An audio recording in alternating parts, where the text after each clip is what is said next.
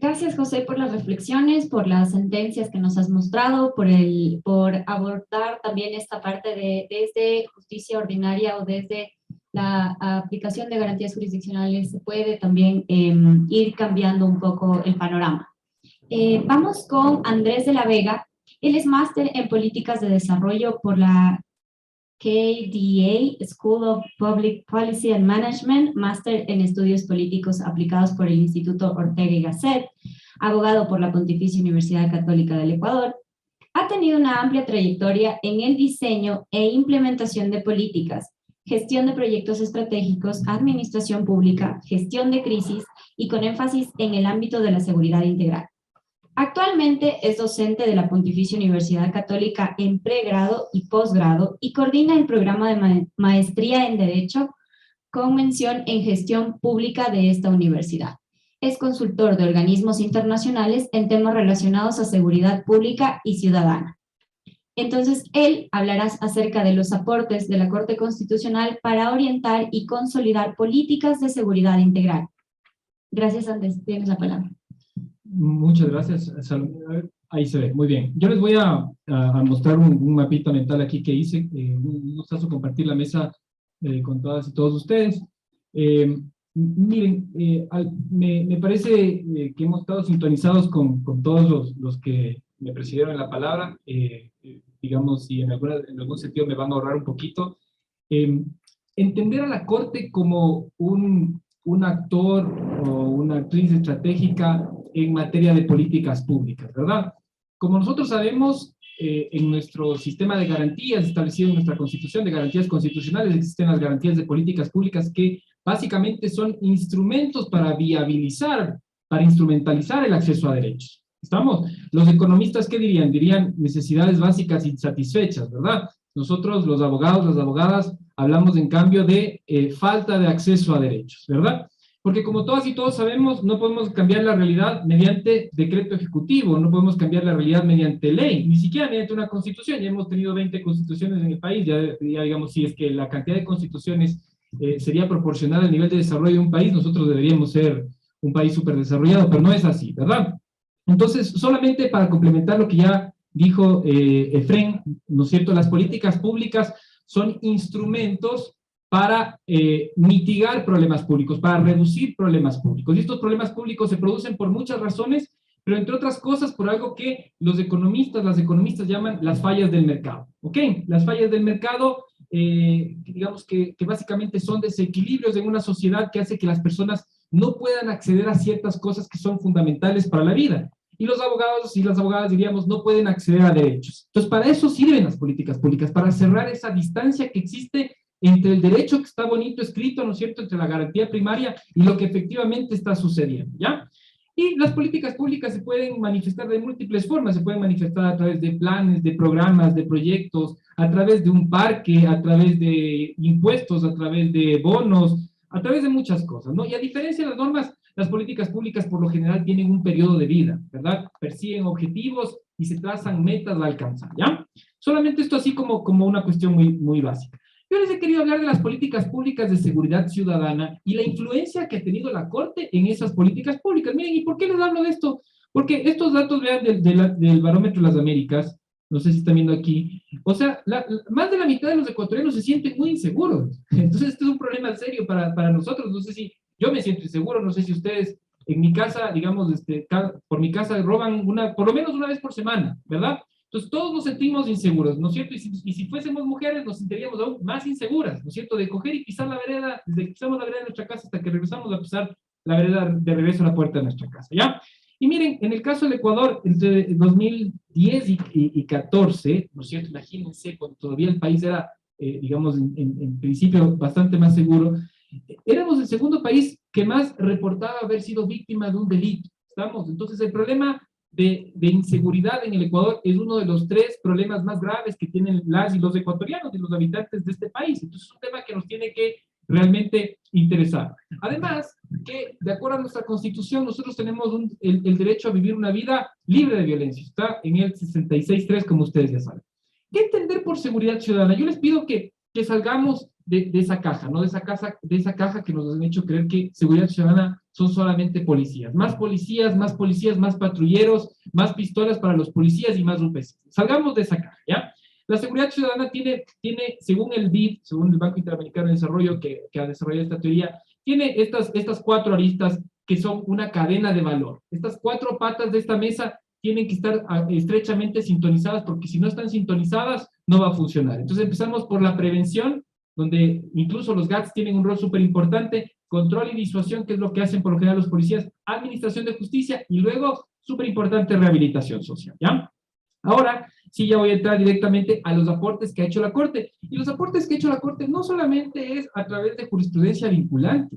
La Corte ha hecho aportes a la política pública a través de diversos instrumentos, ¿verdad? Por ejemplo, a través de dictámenes de estados de excepción. Si bien coincido muchísimo con lo que dijo el David dijo, sí, lamentablemente en muchos casos la Corte ha dado dictámenes dando paso a ciertos estados de excepción que quizás no tenían el fundamento suficiente o que no eran necesarios, digamos, para afrontar con el marco jurídico ordinario ciertos desafíos públicos.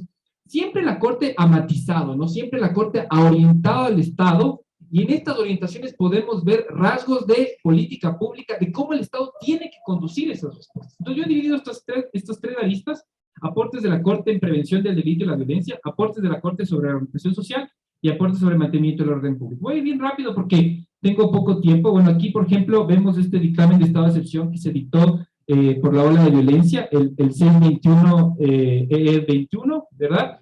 Y entonces, miren, lo que la Corte dice, entre otras cosas, es: vea las causas estructurales, no solamente seamos reactivos, no solamente respondamos frente al problema, vea las causas estructurales. Y si ustedes analizan, ¿verdad?, vemos que existe una correlación, por ejemplo, entre homicidios y porcentaje de pobreza en las poblaciones, o una correlación entre homicidios y año promedio de escolaridad. O sea, es decir, en los territorios del país donde hay menos años de escolaridad, hay más violencia. Esto es lo que está diciendo la Corte. No sea reactivo, no espere que pase una ola de violencia para que usted decrete el estado de excepción y recién en ese momento saque a militares y policías de las calles para ver cómo contiene este problema.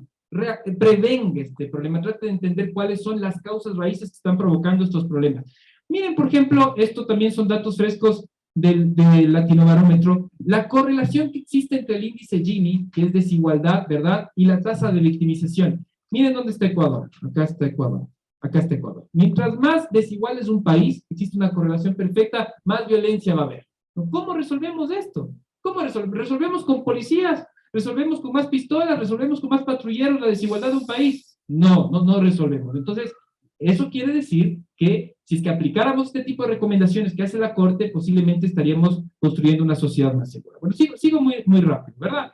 Entonces, básicamente, dice la Corte, entre otras cosas, prevención para que no tengamos que siempre estar respondiendo mediante estados de excepción, eventos intensivos de delincuencia y violencia. En términos de rehabilitación social, ya acá mi querido José dijo muchas cosas, pero igual, de todas maneras, prevención de la violencia en los centros de rehabilitación social. Aquí cito algunas sentencias, la 365-18 JH21, ¿se está previniendo la violencia? Evidentemente no, ya dijo las cifras más frescas el José.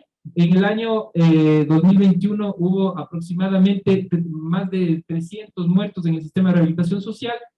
Para que ustedes se hagan una idea, por cada 10.000 privados de libertad existen 85 homicidios en los centros de privación de libertad. Es decir, es peligroso irse a la cárcel. O sea, no les recomiendo irse a la cárcel en ese país porque pueden morir. No, esto parece chistoso lo que estoy diciendo, pero es cierto. No les recomiendo por ningún concepto ir a la cárcel porque usted puede morir. Inclusive si es que está siendo procesado, si es que todavía usted no ha sido, nadie merece la muerte, ni siquiera una persona que ha cometido un delito. En este país está prohibida la muerte, ¿no es cierto? De todas maneras, en este país esto es lo que ocurre. Y aquí ustedes ven, solamente en materia de educación, ustedes ven las dos terceras partes de los privados de libertad, las 3/4 partes, discúlpenme, las 3/4 partes de los privados de libertad no acceden a educación, ni necesitan acceder a educación.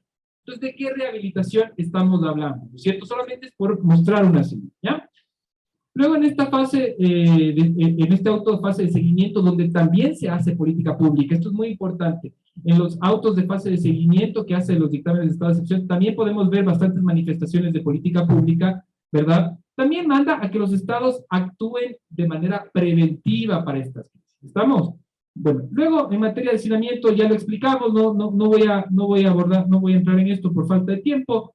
Luego, en materia de políticas públicas, nuevamente la Corte dice, establezca cuáles son las causas estructurales que provocan las crisis penitenciarias, qué es lo que está pasando, y cómo evitar que las personas sigan entrando al sistema de rehabilitación social. Si tuviésemos información, vean, metámonos esto en la cabeza, los abogados y las abogadas del siglo XXI tienen que entender que la información es poder, porque con información sabemos, vemos el bosque y no vemos árboles, no vemos cuestiones aisladas. Los casos son muy importantes, pero es importante, es igual o más importante ver el bosque, ver toda la casuística que está ocurriendo para tratar de orientar los esfuerzos del Estado. Pero para que ustedes hagan una idea, parte de entender estos problemas estructurales del sistema de rehabilitación social, miren, miren, los que están en rojo y amarillo no han terminado el bachillerato. Estamos hablando de cada 100, de cada 100 privados de libertad, más del 53% no ha terminado el bachillerato.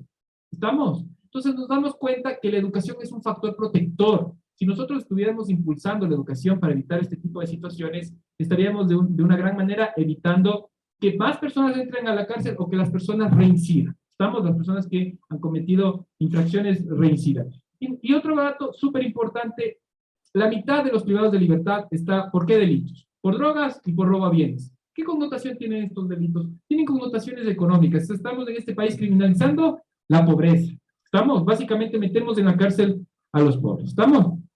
Bueno, me puedo quedar full tiempo hablando, pero básicamente ya para ir cerrando, lo que quiero decirles y quiero dejar como mensaje porque el tiempo se me está acabando, tengo un montón de cosas más, pero si alguien tiene una pregunta después podemos conversar. Lo que quiero decirles es que la Corte Constitucional, ¿verdad? Es una institución que básicamente, entre otras cosas, busca que efectivamente no se vulneren los derechos fundamentales. Y algo que es muy importante que nosotros debemos entender es que existen ciertos derechos que son de expectativa negativa, donde el Estado tiene que abstenerse de hacer cosas, y hay derechos que son de expectativa positiva, donde el Estado está obligado a hacer cosas, ¿verdad? Y hacer esas cosas no solo implica hacer un decreto, un reglamento, una norma, etcétera, sino desplegar y desarrollar acciones para efectivamente alcanzar el acceso del derecho a la población, ¿verdad? Entonces, en este sentido, mi humilde criterio, digamos, si es que puedo dar un criterio aquí, es que efectivamente la Corte tiene un rol súper legítimo para corregir las ineficiencias del Estado, para corregir las ausencias del Estado en política pública, no desarrollando política pública, pero sí mandándole al Estado a hacer política pública y orientándole, ¿no es cierto?, en cómo implementar esa política pública, en este caso, en materia de seguridad integral. Eso sería de mi parte. Muchas gracias, Salomé.